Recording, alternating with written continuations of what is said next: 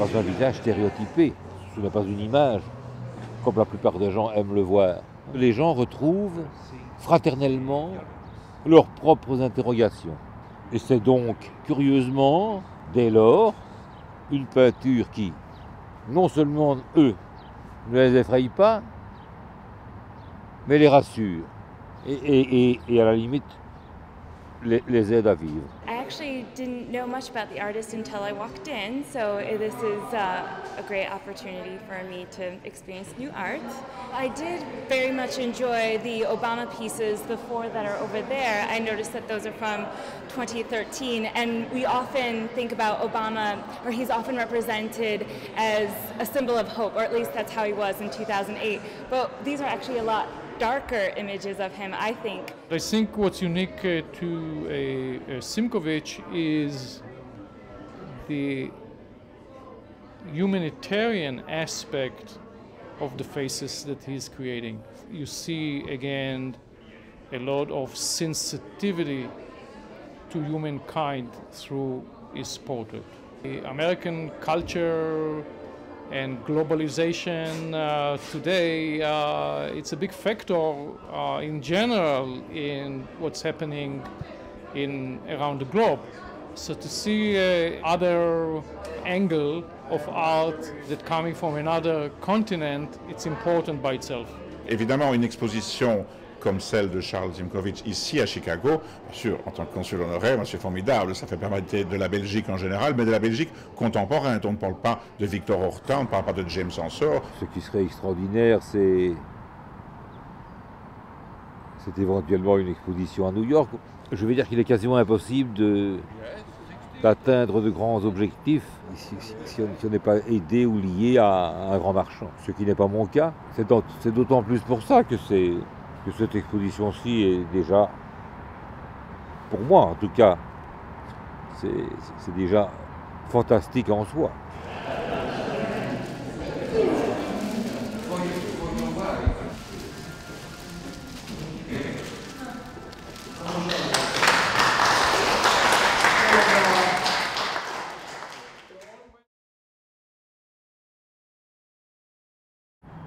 C'est l'exposition dans le pays le plus éloigné où j'ai pu montrer mes tableaux. Donc c'est pour ça que c'est captivant, que c'est excitant. Et je vais dire un projet et une aventure inoubliable. Bon, c'est déjà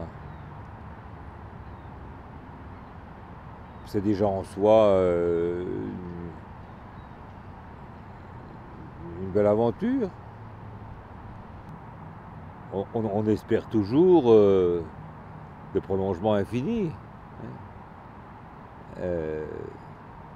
Mais c'est un métier très difficile, immensément difficile. Il y a eu cette rencontre, cette chance, on peut dire, que M. Harpas toujours a été immédiatement touché et intéressé par mon travail et que d'une manière tout à fait immédiate, il est décidé que cette exposition se tiendrait. Hein. Ce qui serait extraordinaire, c'est éventuellement une exposition à New York, au musée juif, au Jewish Art Museum de New York. Mais bon, on verra bien. Mais c'est très difficile,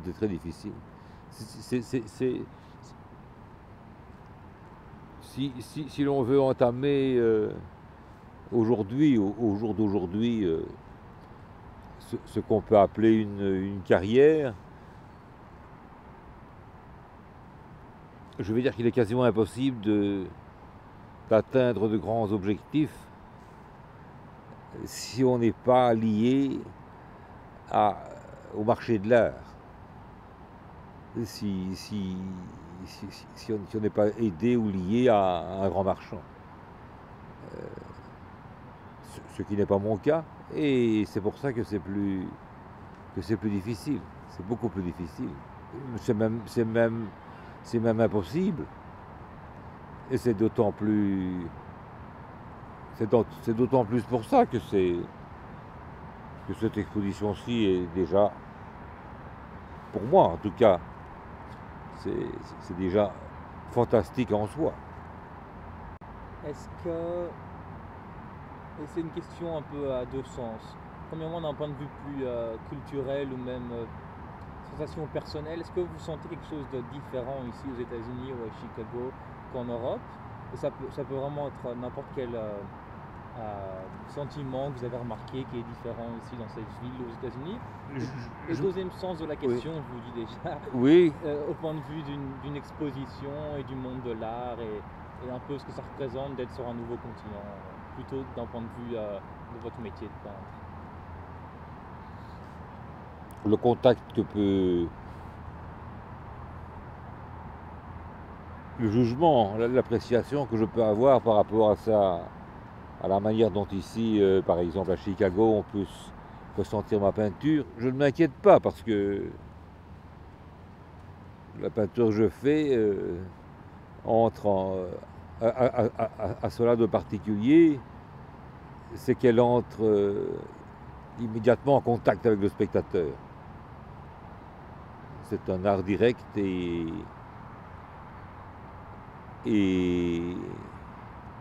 la communication se fait, je pense, presque en direct automatiquement. Ce n'est pas de l'art conceptuel, ce n'est pas un casse-tête pseudo-intellectuel où il faut 2000 pages de littérature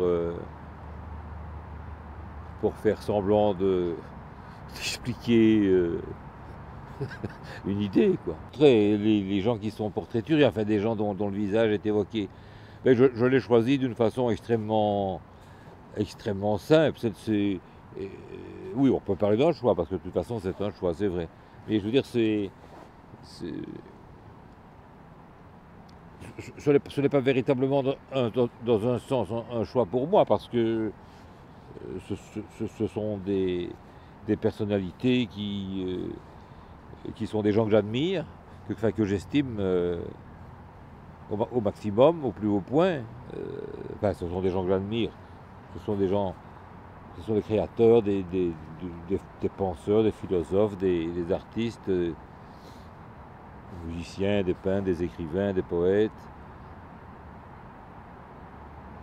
devant lesquels je suis littéralement à genoux.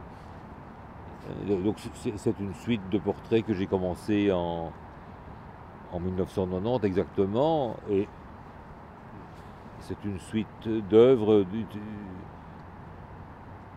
C'est un thème, c'est un sujet qui est loin d'être abouti pour moi, parce qu'il y a des tas d'autres visages que j'espère avoir le temps de faire, de réaliser, de peindre, quoi. Aujourd'hui, un artiste, il doit d'abord expliquer ce qu'il fait. Ça, c'est le règlement. C'est le règlement actuel, quoi. Il expose son projet, il expose sa démarche, comme on dit. Hein. Mais moi, j'ai pas de démarche. Un peintre n'a pas de démarche. Le commentaire, aujourd'hui, remplace l'œuvre. C'est affolant. Le but précis, c'est de réussir le tableau. C'est de trouver d'autres combinaisons de formes et de couleurs. Ça c'est le but précis qu'un vrai peintre cherche à atteindre constamment, tableau après tableau, et de trouver d'autres solutions picturales, quoi. Il faut que le dessin, c'est-à-dire le dessin, la structure, l'anatomie, la physionomie, la structure. Il faut qu'à un certain moment, le peintre, que je puisse me dire, voilà, maintenant le tableau est terminé, quoi. C'est-à-dire, il n'y a plus rien à enlever, il n'y a plus rien à ajouter, que la couleur, qu'elle soit exaltée ou retenue, mais que de toute façon, la couleur ait atteint son degré d'harmonie le plus fort, qu'on ne sache pas aller plus loin, quoi. Qu'on ne sache vraiment pas aller plus loin. Les gens ont un gros problème avec le visage en général. Les gens ont un gros problème avec leur propre visage. Hein, tout le monde a un problème avec son visage. L'âge venant, encore plus. Les gens se regardent, disent ouh là là, je commence à ne plus être aussi beau. On n'oserait même plus. Certains disent oh, j'essaye d'éviter de me regarder. Donc, quand on regarde un portrait, et qui n'est pas un portrait peint d'un véritable peintre, donc d'un véritable artiste, ce n'est pas un visage stéréotypé, ce n'est pas une image, comme la plupart des gens aiment le voir. Les gens aiment voir des visages, comment vais-je dire, de top modèle, comme dans les revues de mode. C'est ça que les gens aiment bien. Quand ils voient un visage comme ça, ils ont peur. Ils ont peur parce qu'ils ont peur de leur propre visage. Ils ont peur de leur mort. Ils ont peur de leur mort. Et c'est pour ça qu'il y a des gens qui ont peur de ce que je fais. Comment expliquez-vous les gens qui aiment bien ce que vous faites? Les gens retrouvent fraternellement leurs propres interrogations, leurs propres inquiétudes. Et alors il y a un dialogue qui se fait et c'est donc curieusement dès lors une peinture qui non seulement eux ne les effraie pas, mais les rassure et à la limite les aide à vivre. Chaque personne aussi au fil de sa vie fait une rencontre avec sa musique, avec sa littérature. C'est pour les mêmes raisons. Quelqu'un qui exprime de façon magnifique une pensée, un sentiment, une histoire qui est un peu la vôtre aussi. Tout à fait. I proposed it to the committee, looking into images, and the committee really liked not only the quality of the work, but also, I would say, the content and the depth of the theme that Simkovich is dealing with. So we decided to go ahead with that, and that's all the adventure started. In general, you don't see a lot of European art in the United States.